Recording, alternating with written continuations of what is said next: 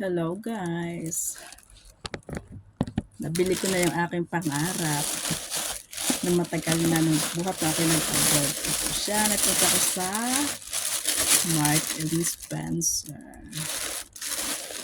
Binili ko yung aking gustong bilhin na matagal na. Kaya, buksan natin. Ito siya, nakarap. Ito siya. Nakarap siya. Hindi ko na kasi pinabalot ng lalagyan para hindi siya malaking dalhin. Pero ang happy kasi nabili ko siya kahit pa paano. Matagal ko nang gusto to. Ayan siya.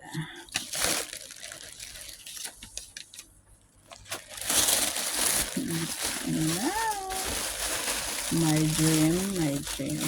Grabe naman ang laki kasi ng nila, yung pang-wrap nila. Dalawa pa.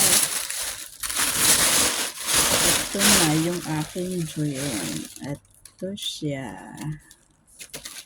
Diba? Dalawa siya. Binili ko. Ito yung matagal ko nang gustong bilhin. Kaya lang mahal siya. Kaya hindi ko siya mabili. Pero ngayon talaga, kahit mahal, matagal naman siyang masira. Kaya binili ko na. Ito. For the 8 years I'm working here, ngayon ko lang nabili. Wala na kasi akong bra.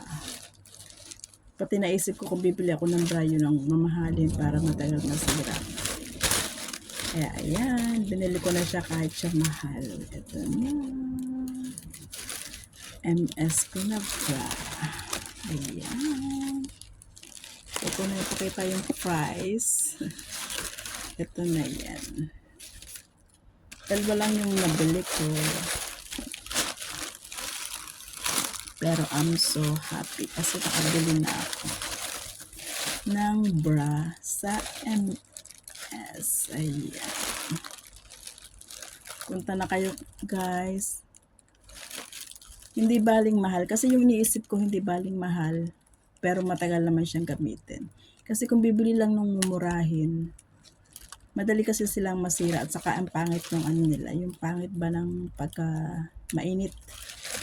Kaya binili ko na siya. Para gift ko na rin sa sarili ko. Pa-birthday ko na sa sarili ko.